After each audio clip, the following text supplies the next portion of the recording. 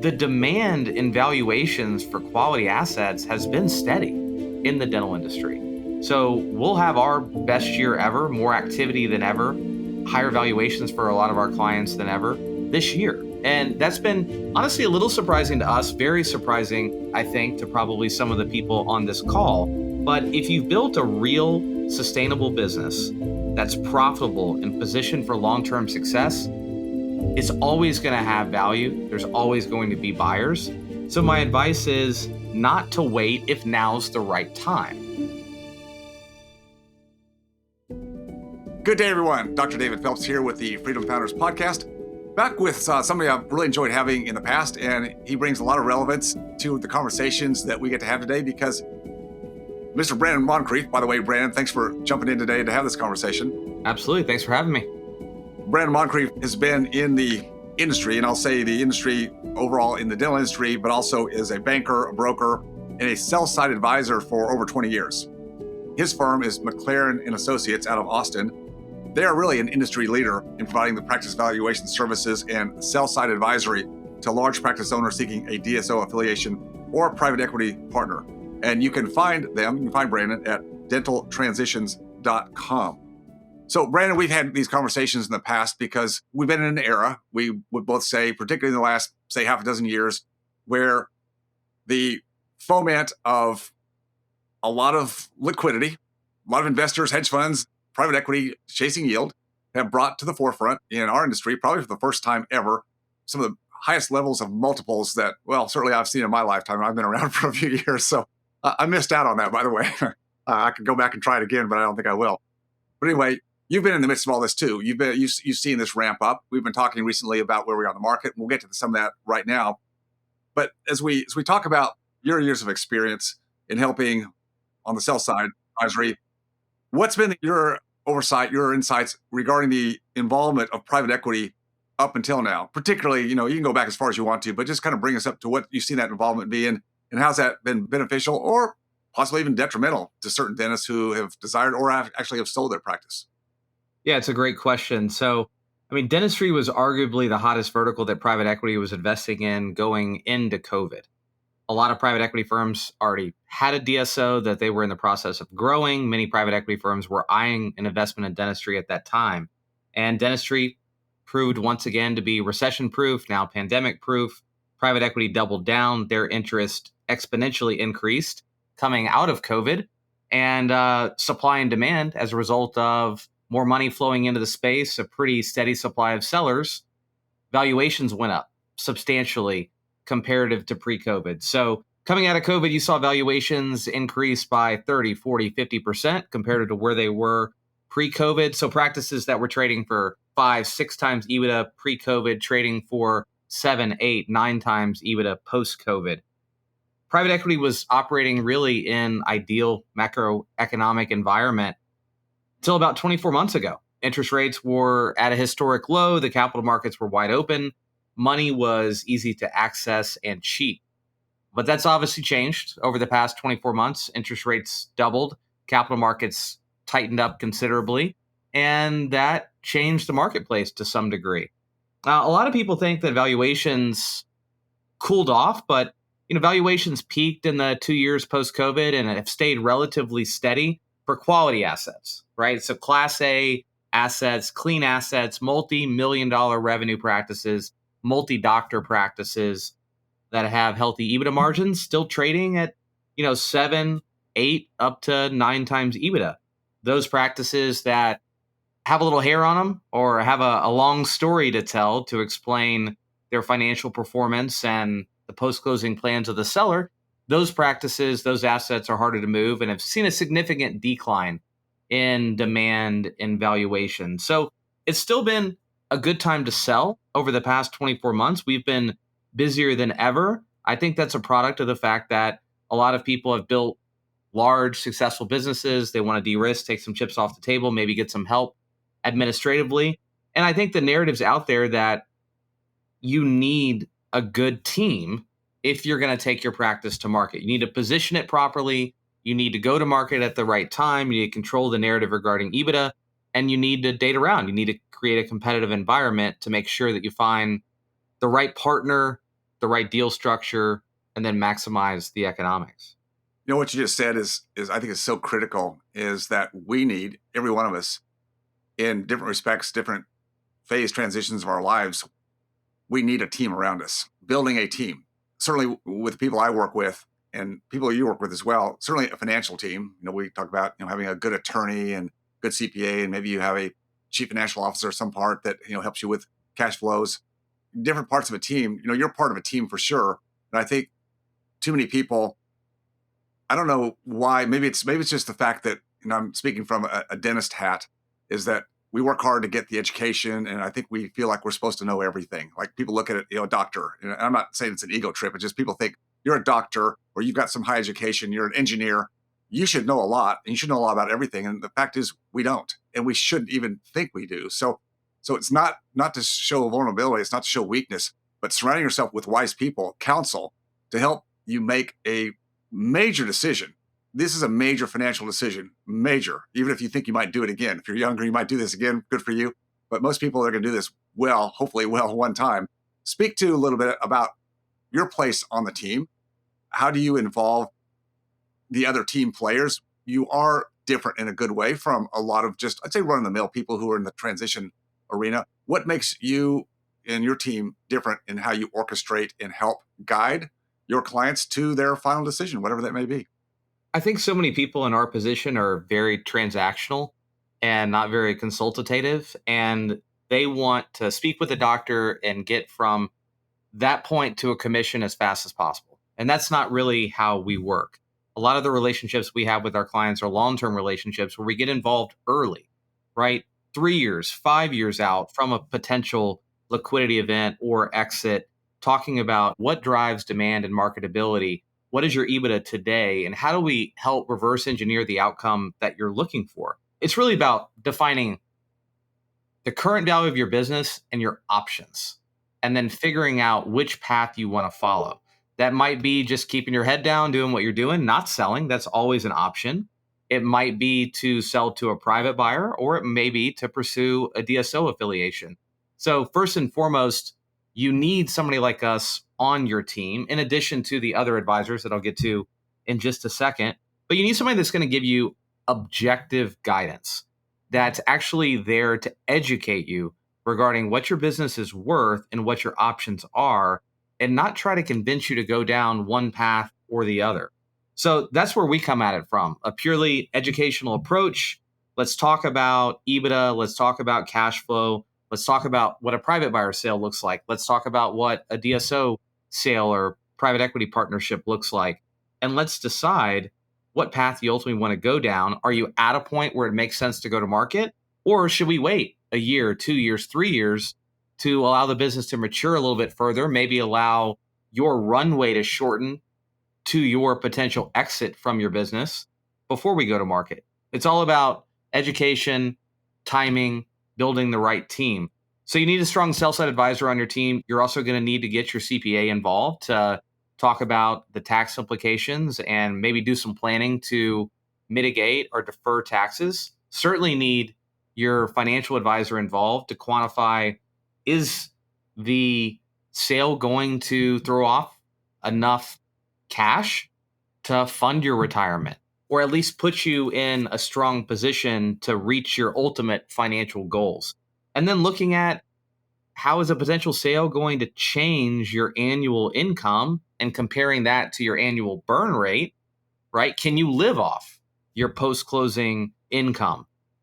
Making sure you've got an experienced dental attorney on your team when you actually go to transact, to explain and negotiate the legal agreements.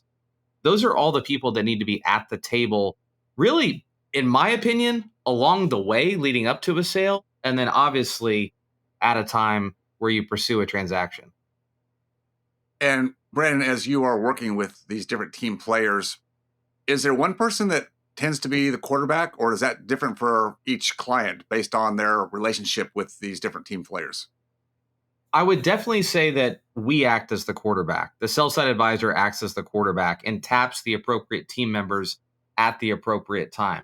So oftentimes the conversation starts with us, and then we'll talk about, when does it make sense to talk to your CPA about, the tax implications of a sale? when does it make sense to talk to your financial advisor? I would prefer both of those conversations to occur before we go to market, right? So our clients understand the full economic implications of a potential sale. And then we typically loop in the attorney around the time that we're negotiating letters of intent, and obviously at the time that we're negotiating legally binding agreements. As you well know, there are both qualitative and quantitative aspects of making this decision, the transition, how I'm going to sell, when I sell, who do I sell to whom, and what am I going to do after the fact? Do I still practice? Am I going to stay on for a contract? Am I going to do a walkaway? I am not a financial advisor. I am not a CPA, full disclosure. But because, like you, I get to have these conversations with a lot of people that we work with from the standpoint of what you just said is working with a financial advisor and CPA, what am I going to have, after tax and transaction costs? And the financial advisor helping look at, well, is that going to be enough to fund what I want to do for the rest of my life? And there's a lot of variables that come into place there. I think the biggest one today is what we've seen recently is the cost of living, the CPI inflation. And even though they say the numbers are coming down, I don't think we're going to see going back to the era that we had for many, many years, decades, with globalization and technology, which kept inflation at a very low rate. I think inflation's here to stay, and probably in certain sectors more than others. Scary thing for any of us who leave active income production is, do I have enough? And I'm just going to take a quick moment to plug my book, because it's called How Much Is Enough? And people who want that book, you can get it at howmuchisenoughbook.com. But again, the reason I wrote that book is, again, not being a financial advisor, but taking, some of the things that I learned and the conversations we have. I was wondering, do you get involved? I mean, I know you're not advising on this, but does that come back to you through the financial advisor, through the CPA? Do you sometimes have to come back and that becomes part of, well, is this a good move for you to take this offer, or we're going to put out other offers? I mean, how much do you get involved there assisting with this? How much is enough after I go this path or not? Yeah, I mean, the economics matter in every deal, right? So a lot of our clients are looking to de-risk, maybe get some help operationally, but the global economic implications play a major role in every decision to monetize your business. We always are having the conversation, is it going to be enough? And talking about the cash at close component, talking about what your compensation is going to look like annually post sale if you're going to stay on, and then talking about the equity component of the deal and the likelihood that that equity is going to be liquidated in the future and what that return may look like. We always start doing an EBIT analysis valuation and then doing some economic modeling to show our clients cash at close, annual compensation. Here's what the equity may look like. And there is some risk around that equity, right? We don't sugarcoat that. We try to quantify realistically when you may be able to liquidate that equity and what it may be worth. And yeah, wrapping in the accountant to quantify the tax implications, the financial advisor to weigh in, is it enough? And then obviously consulting with people like you, because you're going to have a windfall of cash, and how you invest that money is in large part going to determine if it's enough, at the end of the day. We're having all of those conversations with our clients pre-market to make sure that they are financially ready to make this decision. And then we also talk a lot, obviously, about the emotional aspects, monetizing your business, and how important not just the economics are, but the fit is. Because especially if we're talking about going down the DSO path, you're picking a partner, not a buyer. You are going to agree to stay on for 3 to 5 years post sale. Now, that comes with a lot of autonomy. You can work as much or as little as you want chairside, but you're going to have a vested interest in your business long term post sale. So picking the right partner is critically important. All of these things collectively come into the decision as to, should you sell your practice, if and when you should take your practice to market, and what path you should go down. So we're looking at the 10,000 foot perspective anytime we're talking about monetizing a client's business and making sure that they've got all their ducks in a row and they're ready to go to market before we start fielding interest from potential buyers. Because the worst nightmare for me is to not have those conversations and go to market, spend our time, our client's time, the buyer's time, talking about getting a transaction done, only to have the CPA come in at the last minute, the financial advisor come in at the last minute, or the client to get cold feet and back out of the deal late in the process. I'd rather vet that out, pre-market and figure out if it makes sense, and then have everybody in alignment with the same goals in mind and committed to reaching a closing. Yeah, simple analogy here, very simple, but just think about people in the real estate space, realtors who have a client, let's say a couple, and they want to buy a new home in a certain area. Does the realtor just hop them in the car and drive them around to any old property or house? No, they want to pre-qualify, and pre-qualifying means looking at financials, looking and see what they can quote afford. That's a very simple model, but the same thing. You don't want to get all the way down the road and find out, gee, we were way above our means or whatever it was. That's not going to make this work. So same thing. You don't want to waste anybody's time, and I know you're very good about not doing that. Another thing that you mentioned a minute ago, and I want to just bring this back up again. There is, I think, more uncertainty with volatility in the marketplace today. Is that a reason why people should just hold off and wait for things to normalize? I know what you're going to say, but should I wait for things to normalize, Brandon? Or what should I do?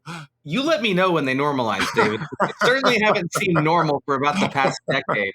We are in a period of uncertainty, in large part because of the election cycle and some of what's going on geopolitically in the world, along with the fact that, we've been in an elevated interest rate environment with high inflation over the past 24 months. It looks like that's cooling off. Rates are going to start coming back down. The capital markets are going to start opening back up. But like I said before, despite the fact that some DSOs have been under duress because of the high interest rates, or because maybe they were growing too quickly and not really operating and integrating the assets they acquired post-COVID, the demand in valuations for quality assets has been steady in the dental industry. So we'll have our best year ever, more activity than ever, higher valuations for a lot of our clients than ever this year. And that's been honestly a little surprising to us, very surprising, I think, to probably some of the people on this call. But if you've built a real sustainable business that's profitable and positioned for long-term success, it's always going to have value. There's always going to be buyers. So my advice is not to wait if now's the right time. It's not like today valuations are 5 times EBITDA and next year or 3 years from now, they're going to be 8, 9, 10 times EBITDA. I think valuations for quality assets are going to remain relatively steady over the next few years. So timing the market, in my opinion, thinking you're going to get a more robust outcome in the future, I think would be a mistake. Now, timing your individual situation is critically important. Evaluating all the things that we've been talking about on this call, is now the right time to take your business to market? I don't think you need to pay too close attention to the macroeconomic conditions. It's more about your own personal situation and positioning your practice and your life for a successful transaction rather than trying to time the market. Yeah, I like what you said. And again, I tie a lot of what you say because the capital markets are the capital markets. So whether it's a dental practice transition or in real estate, we're looking at the same thing from the standpoint of evaluating real estate, because we have to look at the capital markets, interest rates, the whole thing is all similar. And what we're focusing on, which is what you said at the top of the call, is quality assets. Well, what's a quality asset? You can definitely define, you sort of have, what's a quality dental practice? Well, it's got systems, processes, it's got longevity built into it. That's what an investor wants to invest in. Same thing with real estate. We're looking at who are the best operators. We're not looking at financial arbitrage like we did just a few years ago, where you can just flip things really quickly, which is a game to play in the right market. But today, I think you'd say the same thing. Your buyers, particularly the private equity buyers, are looking really hard at operational efficiency. Sure, they want to make the turns, the recaps when they can, but when the market gets elongated, like it is right now to some degree, then the operational efficiency. So what I'm asking you is, all the players, and that's why your advice is very helpful, because you have the experience with different DSOs. Some have been around for a good long time, and you really know what their model is and what are they looking for, and do they have the durability to get those recaps of the equity in a decent market, right? Notwithstanding things can change, versus maybe newer money. And I'm not saying newer money is bad money, but again, you do the back end work to say, what's this culture about? What are they about, right? I know it's important, but how important is that for our listeners to understand the differentiation between who your potential buyer may be? Yeah. So you mentioned it earlier. We're in a period of time with a lot of volatility, and uncertainty and risk. And just as DSOs have gotten more discerning about the quality of the assets they're buying and their diligence process is elongated as a result of that, you are also a consumer in this transaction. You are partnering with somebody. You are basically buying equity in their business and betting on them to be successful from a financial standpoint. So I will say diligence from a seller's perspective on the buyers that are at the table is at an all-time high. It's extremely critical. 3-4 years ago, any private equity backed DSO could likely hit anywhere from a 2 to 5x return on invested capital with making a lot of mistakes. That ship has sailed. Now, only the best operators, those that are fiscally responsible, good at integrating and operating the businesses that they acquire, are going to be successful long term. And we've already seen some fallout with a handful of DSOs. Thankfully, we have not had a client lose a single dollar of equity up to this point. We sold no practices to the handful of DSOs that have, quote unquote, failed. They haven't gone to zero, but they're having substantial financial problems, and the doctor's equity TBD on what it may be worth and when it's going to be liquid. A big part of our job is to be very vigilant in regards to vetting DSOs and only allowing those DSOs that we feel are sustainable long term to sit at the table and bid on our clients' practices. So we spend a crazy amount of time meeting with the executives of DSOs and private equity firms, really trying to take a look under the hood and figure out, and honestly, a lot of it's gut feel on who we think is positioned to be successful long term and who is not. And really, it comes down to who's their financial sponsor, what type of assets do they own, have they been successful in dentistry or healthcare in the past, what's the pedigree of their management team, and then also analyzing their deal structure. Do they have proper alignment with their doctors, both at the parent company level and the local level? There's a lot of elements of these DSOs that you can evaluate to get a feel as to whether or not they're going to be successful long term or not. Brandon, what would make a doctor feel like they've made the best decision that they could once they complete a practice sale? In other words, with all of your experience, all the transitions you've done, what are some commonalities that doctor, not just the day after, because that always feels good, but several years after, whether it was a private sale and they just walked away or they stayed on in some additional transition, what are the commonalities? In a private sale, obviously it's more finite, right? In most of those sales, it's a walk away or a short term transition. I think so long as you're still in your community, still talk to your staff, maybe you have a relationship with them, or you're running into patients at the grocery store and they're having a good experience with the new doctor that took over, and you sold at the right time, monetized the business for what it was worth, and you're happy in retirement, then that's pretty simplistic when you talk about a private sale. From a DSO sale, I think it's in large part two things. Did your culture stay intact? And are you happy? Is your staff happy? Are your patients happy being involved in your practice post sale? Whether that's the day after closing or 3 years after closing. In other words, has the DSO turned out to be the people that they were during the courting process? Has everything they told you was going to happen with your practice actually come to fruition? Whether that was, hey, we're going to be hands off and let you still kind of run the business and have pure clinical and operational autonomy, or we're going to be hands on because you want us to be, and we're going to help bring efficiencies to your practice and help you operate the business and offload that management burden, or somewhere in between. Have those things actually come to fruition post sale? And then how is the equity component played out, right? If there were promises that there was going to be a recap at a certain multiple, did that recap occur?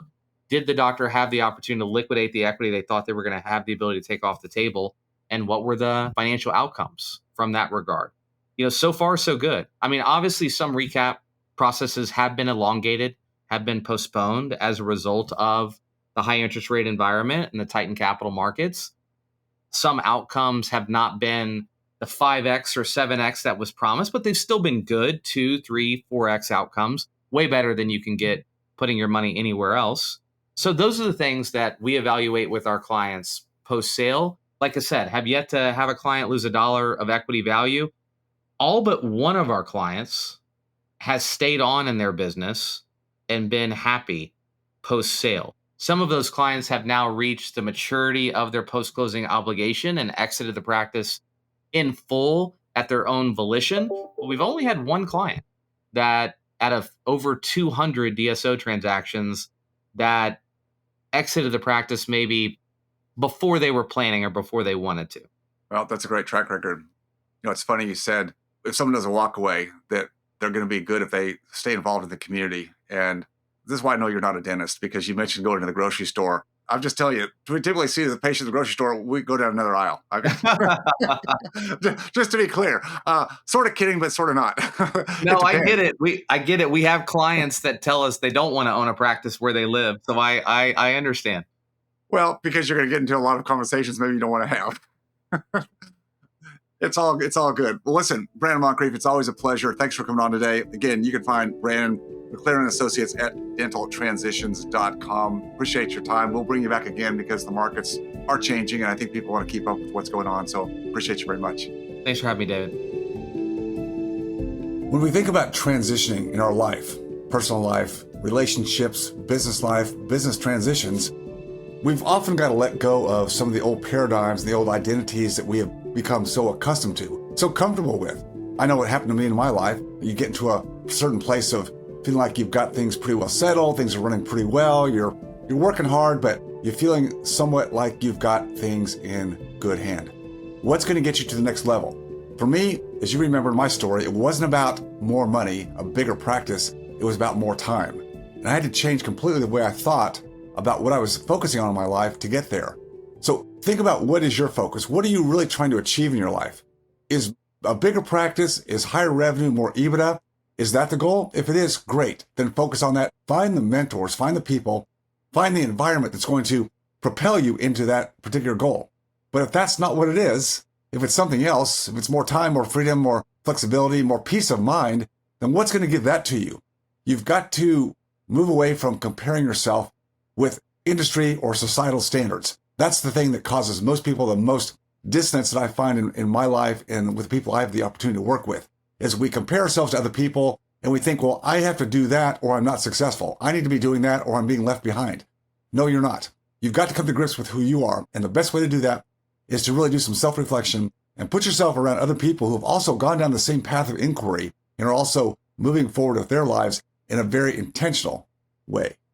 The other part that I had to figure out in my life was that going alone, going solo, where I could control everything, and I could certainly use my hard work ethic, my desire to do what was needed to be done to get to where I want to go. We've all done that. Going through school and passing the tests, the grades, the licensure, the credentials, the boards.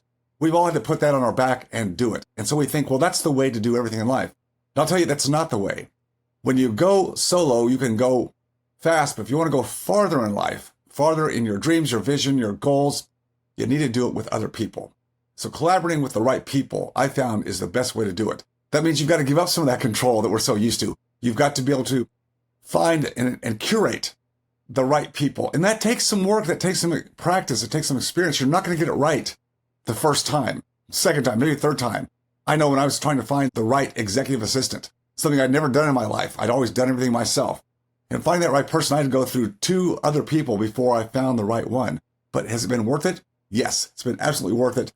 The goals I'm able to achieve today with less resistance, less friction, and putting my time where my time is best used has been the best part of my life and my journey. And I hope you'll explore the same things in your life. In my own transitions from being a small business owner in my own dental practice to moving past that some 20 years ago and into an entirely new vision, which wasn't even apparent on my vision board, and that was the Freedom Founders community, I again had to reestablish a team. Now, back in the days when I was a dental practitioner, I had the tendency to try to manage people.